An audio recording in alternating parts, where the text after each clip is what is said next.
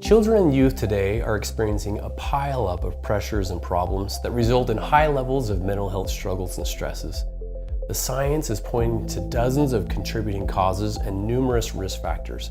And while we can't control all of the factors that contribute to suicide, we can all play a role in reversing the trend of record rates of suicide.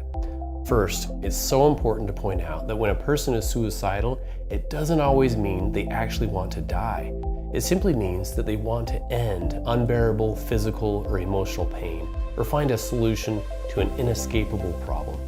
Because of this, most people experience intense uncertainty about suicide. A part of the person may still be hopeful or connected to people, pets, or purpose in life. We can help them reconnect to those reasons for living.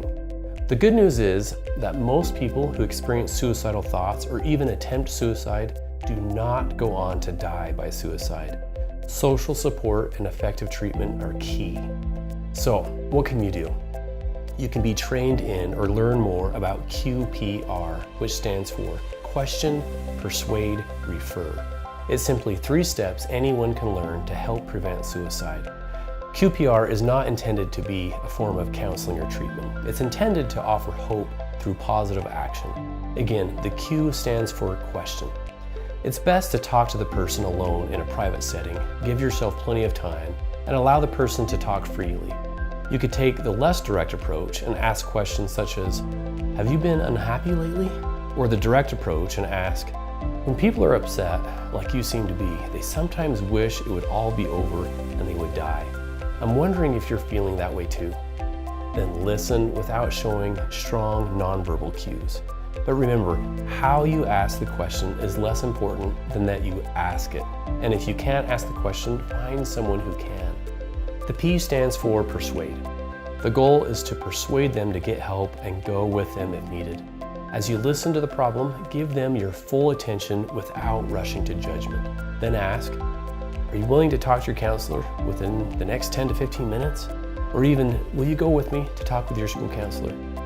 Teachers and staff can even say things like, if you're unable or unwilling to talk to your counselor, I want you to know that I care enough about you that I will let them know. Or things like, I'm on your side and we'll get through this. I want you to live. And remember, a school counselor or administrator must be informed if you believe you are seeing suicidal clues or warning signs from a student. The R stands for refer. Suicidal young people often believe they cannot be helped, so you may have to do more. Honestly, the best referral involves taking the person directly to see the school counselor. The next best referral is when the student wants you to talk to the counselor first, or when they agree to talk to the counselor on their own within the immediate future. The young person should be monitored closely in the meantime, and if the person refuses help, you may need to get others involved. The third best option is to make sure the student is safe, is under observation by an adult, and then you tell the school counselor the warning signs you observed. And remember, you are not being disloyal or violating a trust when you share of a young person's suicidality with a school counselor or administrative staff. You're actually putting them at risk if you don't. The key is to say something when you see something. So remember QPR. It stands for question, persuade, refer. Don't wait until a loss happens. Together, we can all make a difference by reaching out and speaking out. For more information, visit relationships.usu.edu.